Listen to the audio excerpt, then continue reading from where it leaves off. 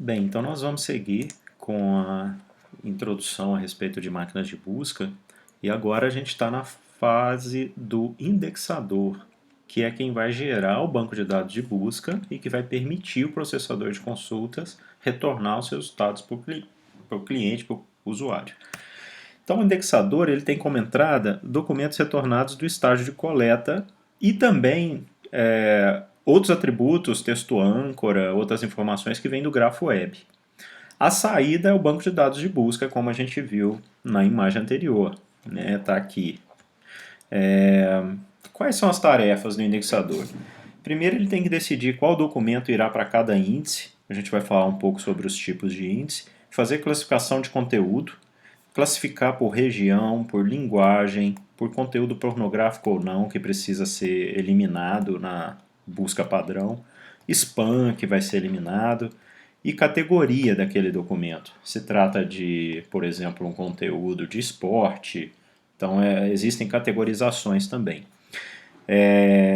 Gerenciar a construção contínua de bancos de dados para otimizar o uso dos recursos. Então, como eu tinha falado, a máquina ela acaba fazendo uso, na verdade ela acaba sendo uma máquina que faz tudo. Ela coleta, ela indexa, ela armazena os resultados, ela permite consulta.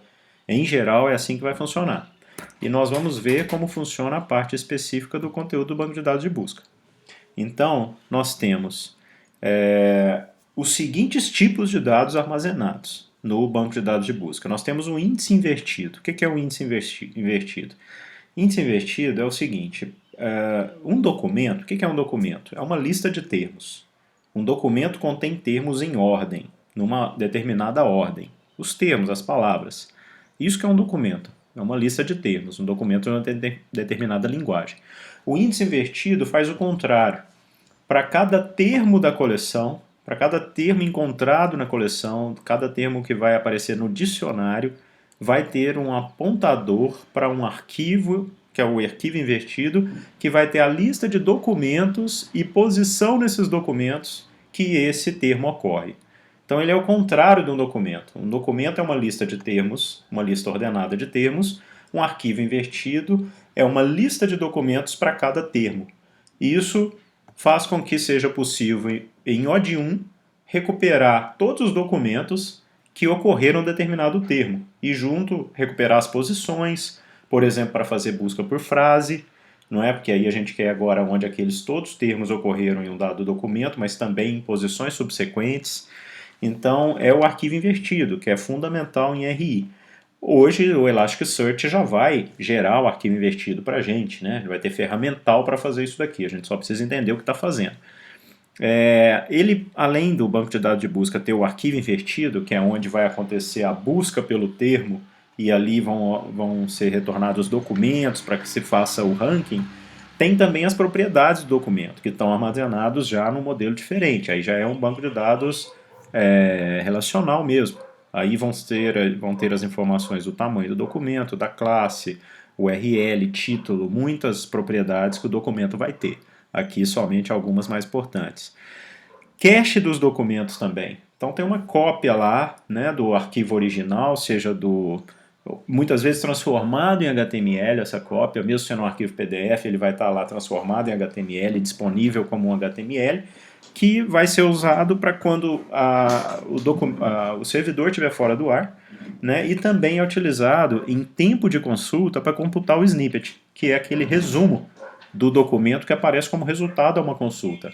Aquele resuminho, chamado de snippet, ele é calculado em tempo de consulta, ou seja, ele é uma espécie de uma amostra da parte que é similar entre a consulta e o documento. Talvez da parte mais similar encontrado pela máquina, né? O algoritmo que vai determinar.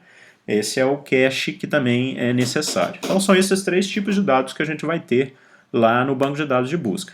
Agora, como é a organização desse banco de dados? Ele está organizado em clusters. Cada cluster armazena um conjunto diferente de documentos. Então eles vão ter documentos distintos, tá? Não estão replicados dentro do cluster. Os clusters possuem propriedades diferentes.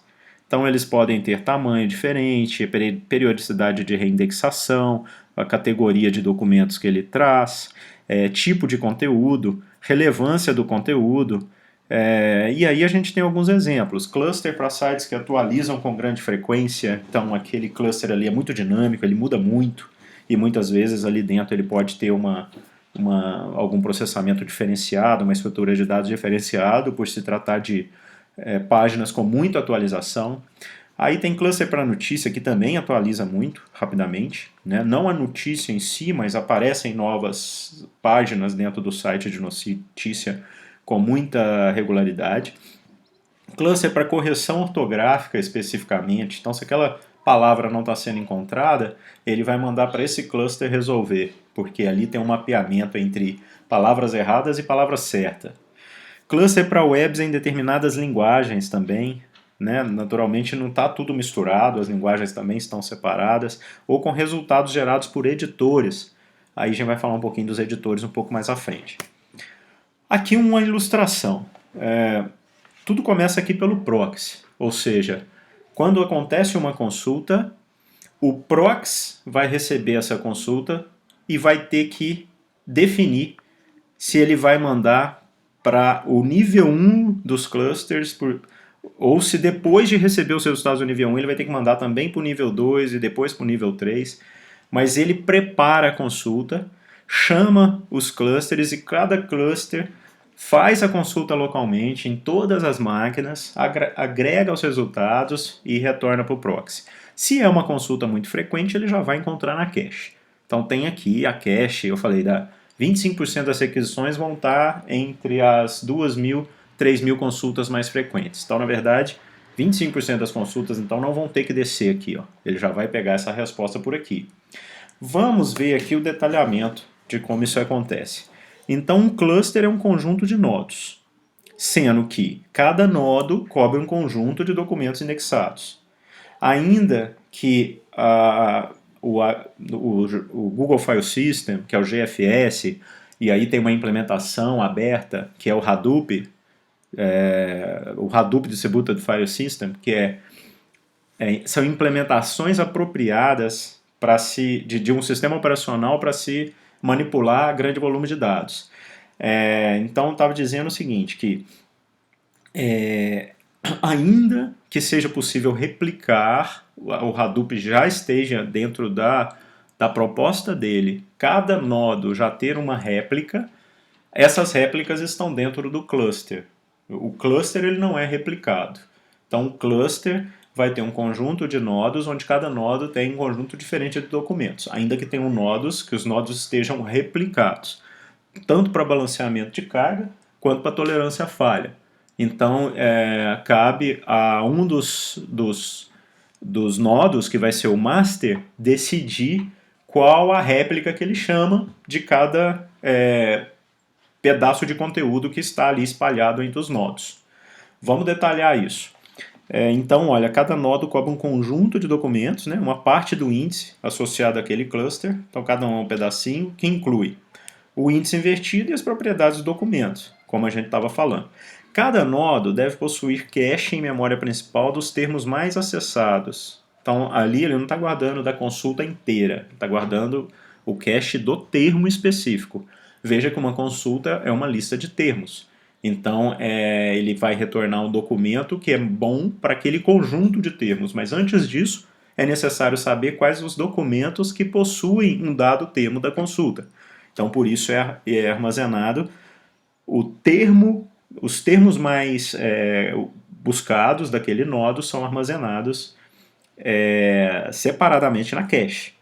Tá? Veja que não é a cache lá associada ao proxy, né, que a gente está vendo aqui. Olha. Tá? Na verdade, é o cache da máquina mesmo. Cada nodo possui seu cache em memória principal dos termos mais acessados. Para quê? Para evitar ficar indo em disco na hora de buscar arquivo invertido. Então é como se um pedaço do índice invertido tivesse na memória. É como não? É isso mesmo. E das propriedades dos documentos também, porque senão depois tem que dar um resultado e buscar aquele propriedade daquele documento no disco e dar na mesma. Então também mantém isso em cache. Isso para evitar acesso a disco. Tipicamente, todos os nodos atuam como interface, uma interface com o proxy. Atuam também como mestre e como filho. A gente vai ver agora esses papéis da interface, do mestre e do filho. Então, olha, a ordem de tarefas em um nodo para responder uma consulta. Então, o proxy foi lá, decidiu mandar para um dado cluster, mandou a consulta para todos os clusters do primeiro nível. Se ele não conseguir boa resposta, é que ele vai mandar para o segundo nível. Olha a figurinha de volta. Então, tipicamente, o proxy não vai decidir que ele vai mandar aqui só para o cluster 4 do nível 1. Não, ele mandaria para todos os clusters daquele nível. Porque se for uma consulta mais popular, esse nível já vai resolver. Sendo muito específica, no nível 2 vão estar documentos às vezes maiores, documentos que vão fugir do contexto mais de respostas mais simples, talvez. Né? Aquele conteúdo mais comum. Então, quanto mais baixo o nível aqui, olha, dessa organização em clusters, mais especializado é o conteúdo. Se pensar, o Google Scholar talvez será aqui no último nível. Mas aí, vira e mexe, a gente faz uma consulta que ele já me dá um resultado que é do Scholar. Por quê? Primeiro ele veio no nível 1 e não achou bom resultado. Ele tem como avaliar, naturalmente, se aquele conjunto de resultados está respondendo bem ou não a consulta. Se não tiver, ele vai mandar para o nível 2 ou para o nível 3. Retomando aqui então, olha, qual é a ordem de tarefas? Então, em um dado cluster que recebeu a consulta, existe uma interface, um computador, uma nodo que está fazendo essa função. Ela recebe a consulta do proxy, transforma a consulta em um formato canônico, ou seja, se tiver palavras com plural, ele vai retirar, então ele padroniza a consulta, canoniza, né, os termos da consulta. Transforma aquela consulta para consultas muito similares, de termos que têm às vezes apenas derivações daquela mesma palavra, um substantivo, que às vezes que às vezes é um adjetivo, ele joga tudo para a mesma forma, e aquilo é usado então como a busca. Acaba que, né, duas buscas diferentes poderiam ter o mesmo formato canônico. A partir daí ele seleciona um master para submeter a consulta. Então ele só preparou. E aí o master vai ter a responsabilidade de verificar se a consulta está em cache, porque na verdade ele já está separando, e se alguém tivesse a consulta em cache, quem deveria ter é o master. Então você pode separar lexicograficamente essa consulta, né? E aí se aquele master estiver, ele já retorna o resultado. Se não está na cache, então ele submete a consulta a todos os nodos. Imagina uma consulta que começou a ficar frequente. Hoje saiu na TV uma coisa, todo mundo está buscando aquilo. Então as máquinas vão fazer o trabalho na primeira vez, mas depois vão colocar aquilo em cache. Outras pessoas chegam buscando, aquilo já está, o master já retorna sem nem checar os filhos. Por quê? No momento anterior ele já mandou a consulta para os filhos, todo mundo respondeu, ele pegou os melhores resultados, agregou e já guardou. Né? Então, uma cache que vai manter aquilo que é mais requisitado. Bem, então uma vez que não tem na cache, aí ele vai submeter aos filhos. Ou seja, todos os outros nodos, a não ser as réplicas dos nodos que foram escolhidos. Então o filho recebe a consulta, executa localmente. Agora sim ele foi lá, acessou o arquivo invertido dele, eventualmente o termo que ele está buscando poderia estar na cache, então ele não vai no disco, mas na cache já teria a lista dos documentos, na cache, na memória principal, né, na verdade, dentro dessa máquina. Então ele faz a consulta, executa localmente e retorna os resultados do topo para o master. Então o resultado do topo para ele, dada a base de dados que ele tem, ele fala, pô, os documentos X, Y, Z são os melhores aqui, toma isso, master, de volta. O master recebe os resultados de todos os filhos, monta uma lista de resultados agregada, mantém isso em cache e retorna para a interface. A interface, então, recebe a lista de todos os clusters, de todos os masters, de todos os clusters daquele nível que ele está trabalhando e solicita determinados nodos as propriedades dos documentos. Então, já que ele montou quem vai entrar como resposta, agora ele vai lá buscar as propriedades só daqueles documentos que ele vai precisar. Por exemplo, para montar o snippet, para dar outras informações para o usuário, para deixar um acesso ao cache daquele documento para o usuário. Então ele busca isso depois porque ele não sabe quais vão ser os documentos que vão de fato fazer parte do resultado da busca no final. Então ao invés de ele sair buscando isso de todos os documentos, ele vai buscar só depois. E aí o resultado final é montado e retornado para o proxy, que é quem está ali na interface com o cliente. Tudo isso aconteceu quando você faz uma busca. Né? Você Você pode tocar milhares de máquinas com a sua busca, principalmente se for uma busca muito especializada, porque aí não retorna no primeiro nível, tem que ir para o segundo, né? É possível que milhares de máquinas tenham sido acessadas para te montar um resultado com 10 páginas, né? E por isso o resultado em geral é muito bom. Agora, como um filho responde a uma consulta? Ele faz isso em duas fases. Tá? Então é como se a gente estivesse detalhando isso daqui. Ó. Filho recebe a consulta e executa localmente. O que ele está fazendo? Em duas fases. Primeiro, ele muito eficientemente, ele filtra os documentos candidatos. E aí ele não precisa fazer cálculo de relevância para todos. Ele vai fazer o cálculo de precisão dessa relevância considerando somente os documentos do topo retornados nessa fase aqui. Então, na verdade, existe uma fase de cálculo para avaliar a similaridade entre a consulta e os documentos, que se for feita para todos os documentos que possuem pelo menos um termo da consulta, isso vai ficar muito caro, muito ineficiente. Então ele não faz, ele já poda no início. Bem, pode haver perda? Até pode, porque pode ser que um documento que não foi avaliado, que na primeira fase ele foi excluído, ele que seria um bom candidato depois. Mas a chance fica muito pequena. E isso torna o algoritmo muito mais eficiente. Bem, então até aí a gente falou da parte do indexador. Eu vou parar por aqui parcialmente e a gente continua no próximo vídeo com o processador de consulta, a parte que tem mais relação com o usuário.